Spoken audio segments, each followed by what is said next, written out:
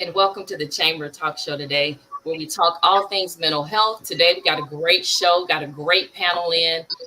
Where today we're going to focus on how long does it take to wife her. Stay tuned.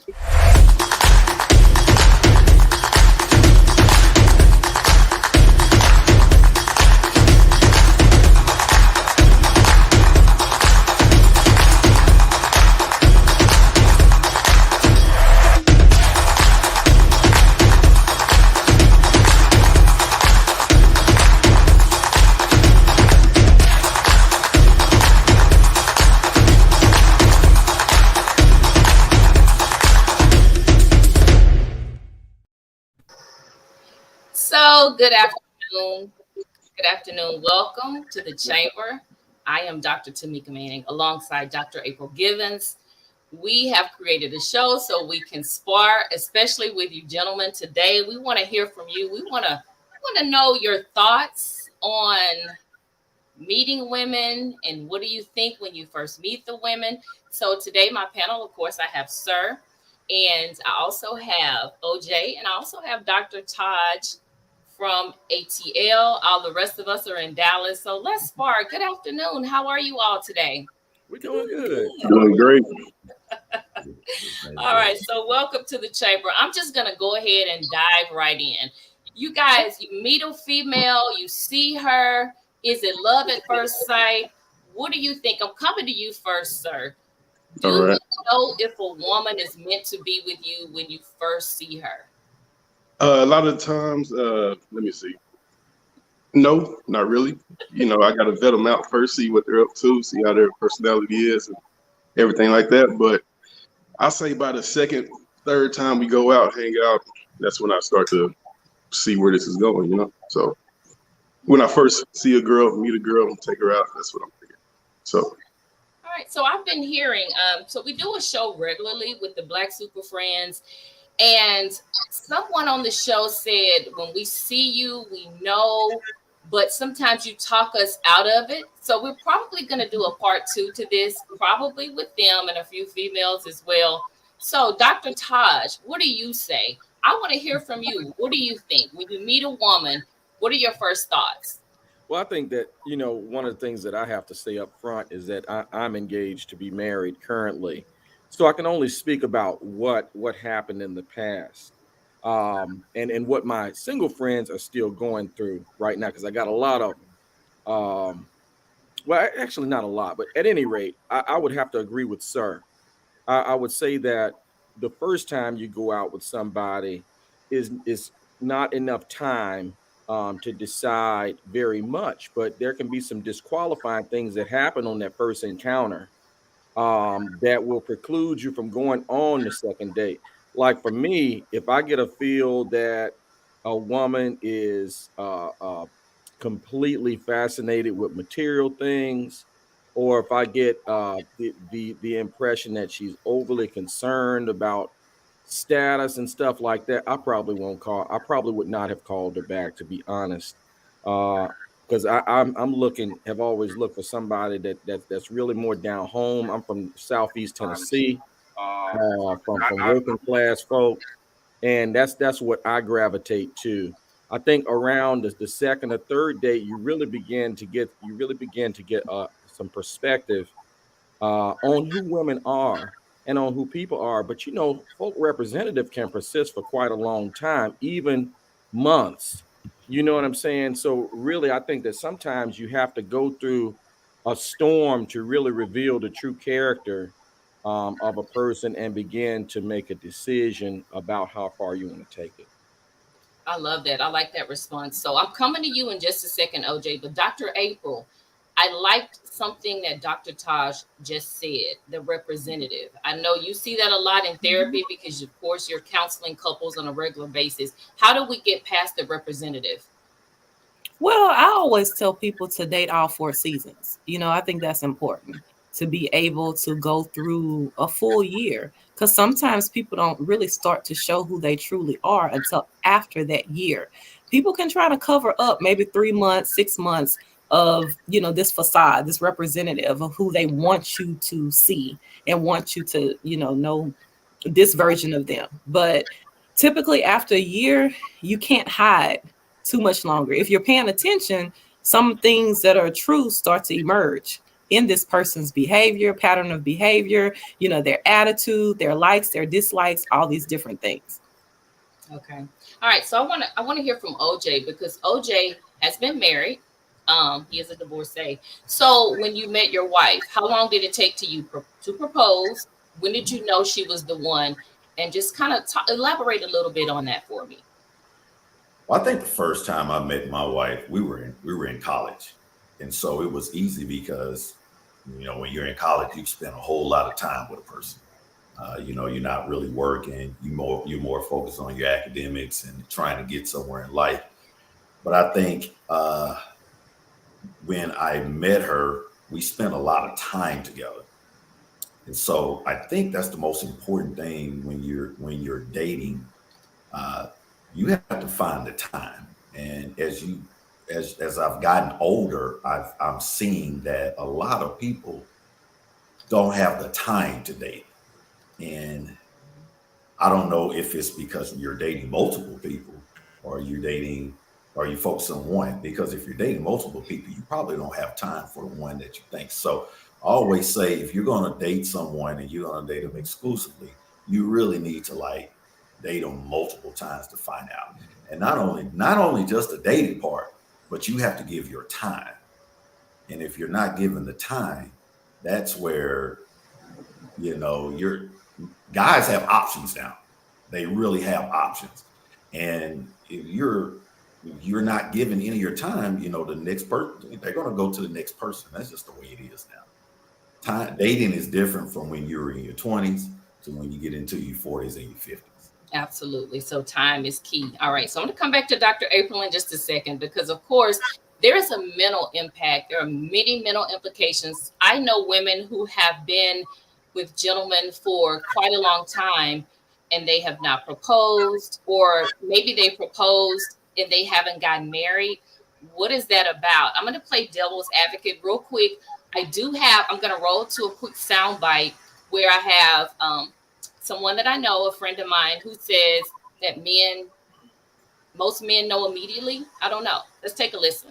According to my husband, the day he sees his wife, the day God reveals his wife to him, that is the day a man knows that's his wife. And that is what my husband has stated to me. And we have been married 10 years. Is the day I walked past him in church and he looked up and saw me, God told him I was his wife. Now it was a year and a half later before it happened, but he knew that I was his wife at that time. All right, I want you guys to respond to that. I'm coming to you first, sir. I mean, you said, you gotta kind of get to know, but I don't know. I guess it could go either way. She said her husband knew right away. I know that there are women who have waited for years and years and years. I'm coming back to you, sir, but Dr. April, let's talk about the mental implications of something of that nature. Someone who's been with a man for 5 to 10 years maybe, and he hasn't either proposed or has not married her.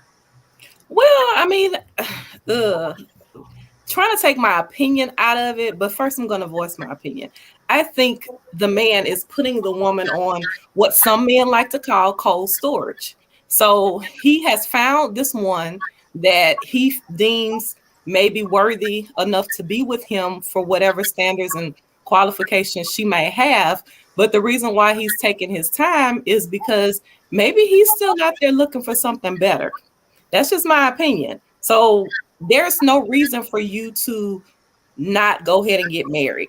You've been engaged for a year, 2 years, 3 years. What's the holdup? You can easily go to the courthouse. You can plan a wedding. There's no excuse other than he's getting cold feet. It's like, okay, I'm satisfying her urge to want to be with me. This is some form of commitment, promise ring without the promise, and she's going to stick around. And if I find something better, I'll break off the engagement. But that has a lot of psychological impact on the woman, because just like OJ said, men have options. Women have options too, so regardless of whether she's 20, 30 or 40, depending on her statute and what she wants, she don't have to settle for just anything out there. She has options. So some men know that. And because they know that this is a caliber woman, I'm going to put her on hold so she won't move around and go to no one else until I figure out what I really want to do. Okay. I like that, sir. What's your response to that? All right, to that, I can see that happening. Like when you see a girl at first sight type thing, you want to know who it is and who it's that. You're not gonna just spend your time with, go out with any random girl, hopefully. But you want to spend your, say this money, time and stuff on somebody you are interested in. So I'll say it's not lust, but it might be at first sight. It's like, oh dang, who is that? I want that. Who is that? But when you get to know the person and the girl, then it could blossom to something else. So that's pretty much it. So that's how I feel. Like, but for the long part, like if the relationship is more than like 3 or 4 years, it's like, what we doing now? First year, of course, the representative and the honeymoon stage. When that's over about like 6 months or a year, I think y'all should like cohabitate. I know that's you might have some change of mind about that, but get an apartment together, see how y'all live together and everything like that. And by 2.5 years, y'all gotta make a decision. That's how I feel. Like, Okay, so cohabitate. I heard the word cohabitate. I want to hear from Dr. Taj and OJ on that as well. I don't know if that has been your experience. If so, can you expound on that? I'll let OJ answer first. Well, I think it depends on the guy. Most guys, they have gone through life and they're ready. They're ready. So if they do see someone that they really, really would like to be with, and I mean, not every guy's different. Every guy's different. So can you meet someone and you can meet them and you get together in 6 months and marry in a year? Yes, that can happen. But I'm going to go back to where I say it depends on where you are in life. And some guys, I know guys who are in their 40s who've never been married before, don't even have kids. So those men tend to typically are ready within a year.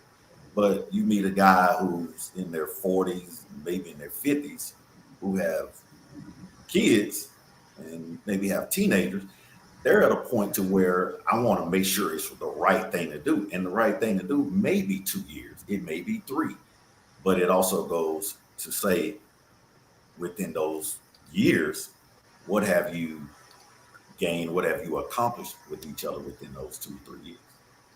All right. So how long is too long? I want to ponder that. How long is too long? Take a listen to what Tanacia Howell has to say. And this is what she's telling women. Set your timeline. So if you know that you're going to give this person 10 months, 5 months, a year, 2 years, you set it and you stand on it and you live on it. It's not so much as giving them an ultimatum. It's telling yourself that I love me enough that this is my time and my time is not going to be wasted. It's kind of like what Maxine Waters said. What she say? She's getting her time back. So that is what you're saying to this person is that, hey, I'm fine with dating. I'm fine with going out with you and getting to know you better. Okay. How long is too long? So one of the comments that one of the Facebook users, actually the statement that you guys saw it, there is a high sometimes in meeting new people. What do you guys think about that? Because I think that is one of the reasons that may be the drawback for some people settling down. Just the excitement of meeting someone new, seeing what they're about. I want to hear what you guys have to say about that. How do you feel when you meet a new person? Dr. Tamika and Dr. April, meeting new people is always exhilarating. I know that it's there are new people out every time you go out the house. Is somebody new to meet. However, as OJ was saying, when you get in your 40s, you're not just looking for. At least just speaking for myself, I'm not just looking for physical, or have not traditionally been just looking for physical. The physical has to be there.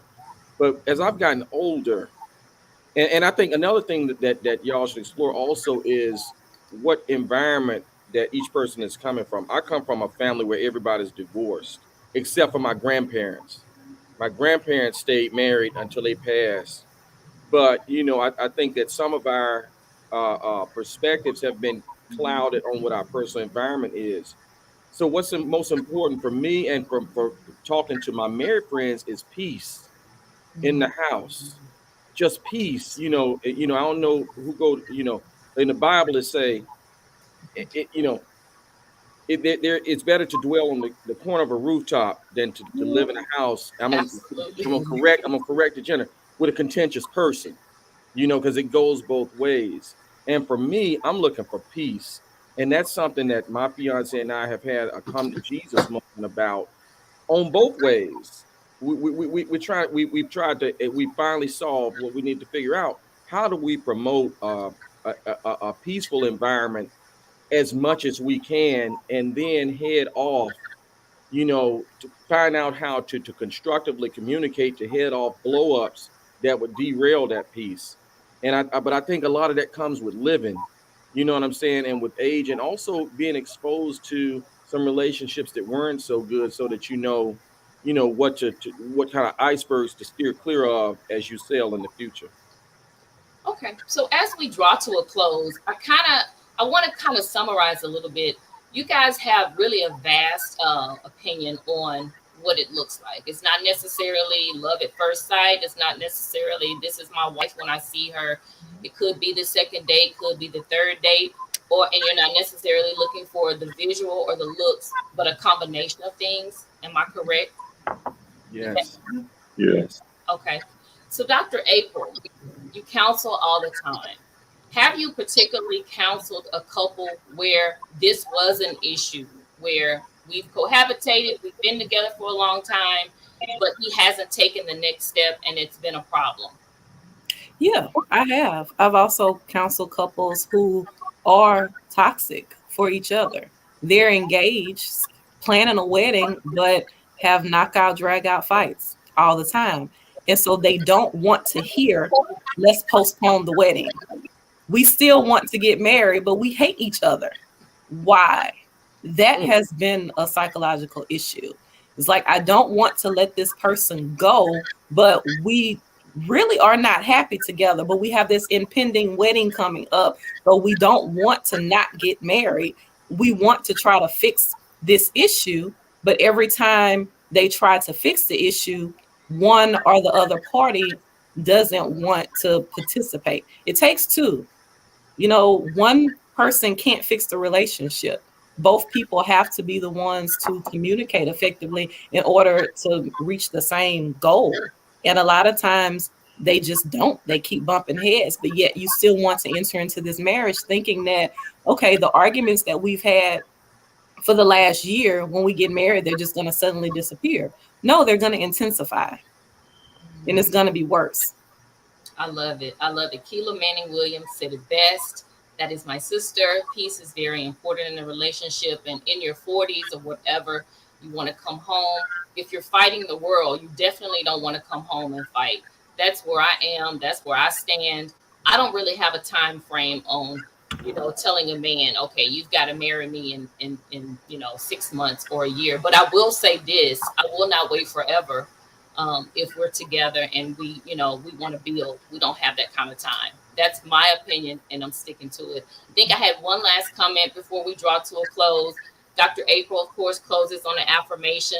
I definitely appreciate you guys stopping by to give your opinion on that, because women talk about this a lot, and a lot of women have mental anguish from this. I have friends that have been with men for a very long time, and that man has not taken that next step.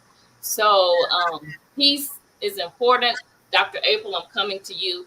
Let me just come to you real quick for some final comments. I'm going to start with Sir, go to OJ, finish with Dr. Taj, and then, of course, we will end on a positive affirmation with Dr. April. All right. What was the question? No, just basically, what are your final comments as a man? Final comments.